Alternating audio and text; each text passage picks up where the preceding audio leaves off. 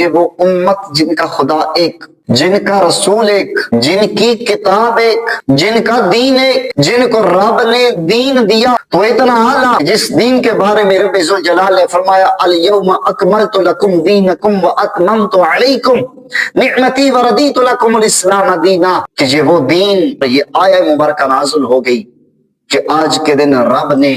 یہ نعمت تم پر تمام کر دی ہے اور اسلام کو تمہارے لیے بطور دین پسند فرما لیا ہے۔ یہ وہ دین جس دین کو ہمارے لیے رب نے پسند فرمایا ہے، اور پھر رب کی پسند سے بڑھ کے کائنات میں کس کی پسند ہو سکتی ہے؟ اتنا اعلیٰ دین ہمارے پاس اور اتنی عظمت والی کتاب کہ سابقہ آسمانی کتب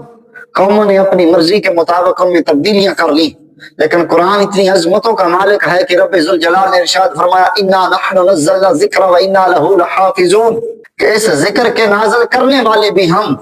اس کی حفاظت کرنے والے بھی ہم۔ ایسی عظیم کتاب کہ جس کا محافظ خود رب العالمین کی ذات ہے، اور اتنا عظمت اور شان والا رسول کہ جن کے بارے میں ارشاد فرمایا ما کان محمد ابا احد من رجالکم ولکن رسول اللہ وخاتم النبیین، جن کو اللہ نے ختم نبوت کا تاج دے کر کے دنیا میں مبعوث فرمایا، جن کو اللہ نے اپنا محبوب بنایا۔ اتنی عظمت والا رسول، یہ سب کچھ ہونے کے باوجود کہ رب ایک، رسول ایک، کتاب ایک، دین ایک،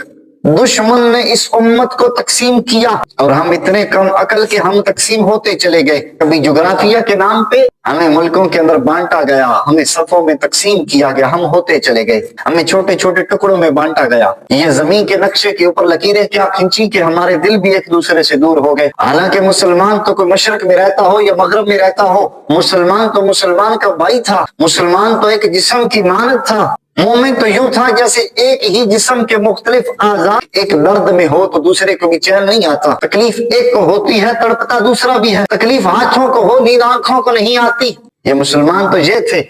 لیکن ہمیں جغرافیہ کے نام پہ تقسیم کیا گیا، ہم ہوتے چلے گئے۔ پھر ہمیں مذہب کے نام پہ تقسیم کیا گیا، ہم ہوتے چلے گئے۔ ہم نے قرآن کھول کے دیکھنا گوارا نہ کیا، ہم نے نبی علیہ الصلوۃ والسلام کی سیرت کو اپنے سامنے نہ رکھا، ہمیں بس دشمن نے تقسیم کیا، ہم ان کے ہاتھوں کے کھلونے بن کر کے رہ گئے اور ہم تقسیم ہوتے چلے گئے۔ پھر ہمیں قومیت کے نام پہ تقسیم کیا گیا، ہمیں بتایا گیا کہ تم پنجابی ہو،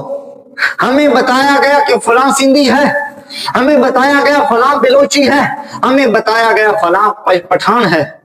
ہمیں ایک دوسرے کا قومیت کے نام پہ ہمیں کو دشمن بنایا گیا اور ہم بنتے چلے گئے۔ پھر جب ہم قومیت کے نام پہ بھی بٹ گئے، پھر ہمیں سیاسی جماعتوں کی صورت میں بانٹا گیا، تم فلاں جماعت والے ہو،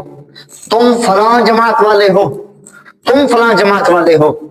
اب جب ہماری پسند کی جماعت اقتدار کے اندر ہوتی ہے، ہمیں اس کا سیاہ بھی سفید نظر آتا ہے، ہمیں اس کا عیب بھی اس کی خوبی نظر آتی ہے، اور ہر سیاسی جماعت سے وابستہ لوگ دوسری جماعتوں پہ تنقید کرنا، انہیں طعن و تشنیع کا نشانہ بنانا یہ اپنا حق سمجھتے ہیں۔ تمہیں اتنے طبقات میں تقسیم کیا گیا، تم ہوتے چلے گئے۔